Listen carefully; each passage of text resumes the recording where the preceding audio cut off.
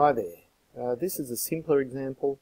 It's going to show you the kinds of things that you need to be able to do to answer the first few questions in your textbook. So the first thing is to decide which congruence test to use to prove that those two triangles are congruent to each other. I'm going to name them first. I'm going to name this one A, B, C. I'm going to name this one D, E, F. Now, how can we show that those two triangles are congruent to each other? Well, in each one I've got a side, 10 centimetre side, a 4 centimetre side, and the included angle. So although we've got two right angle triangles, this is not a right angle hypotenuse and side proof because we don't know the hypotenuse. So I'm going to use side angle side. So the answer to the first part of the question is this is a side angle side proof. In the first couple of questions, that's what you need to know. The later questions ask you to actually do the proof, so let's do this one. First thing is to write down the triangles.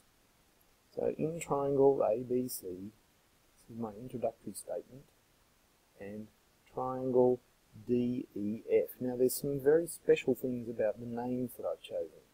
Notice that B and E, which are in the middle of those triangle names, are both the right angles. And AB is the long side, and so is DE. DE is the long side. So both triangles start with the long side. EF is the short side, and so is BC. So both triangles finish with the short side. So these triangle names have the corresponding angles in matching position. Angle C matches or corresponds with angle F. They also have the corresponding sides in corresponding positions. So DF as a side, which is the hypotenuse, they're on the outside letters. So are A and C, which is the hypotenuse. They're also the outside letters. So I've matched those quite carefully. Now I want to do a side angle side proof. So I'm going to start by naming a pair of sides I know to be the same.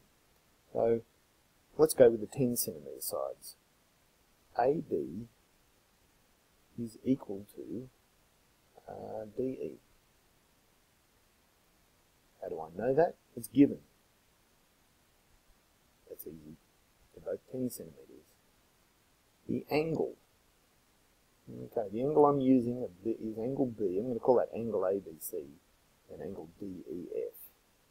Okay, they're both right angles. Angle ABC is equal to, that should be equal to, not congruent to,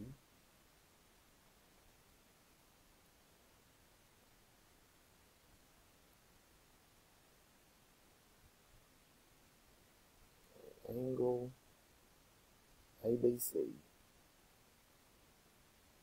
is equal to angle DEF. How do I know that? They're both right angles. You could also write given there, but you know, it's maths. There's a million ways to do anything. As long as your reason makes sense and is logically true, then it's going to be good enough. Now what is the other side? I'm up to a side statement. I've got the long ones down already, so I need the short ones. I'm going to say BC is equal to EF.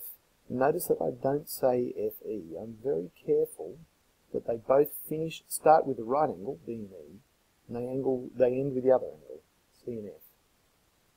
Okay. Now how do I know that they're the same? Well, they're both 4 centimetres.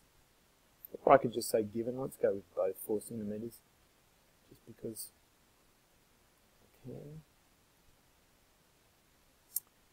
Therefore, those two triangles are the same.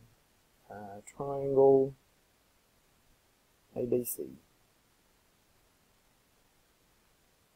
is congruent to triangle DEF.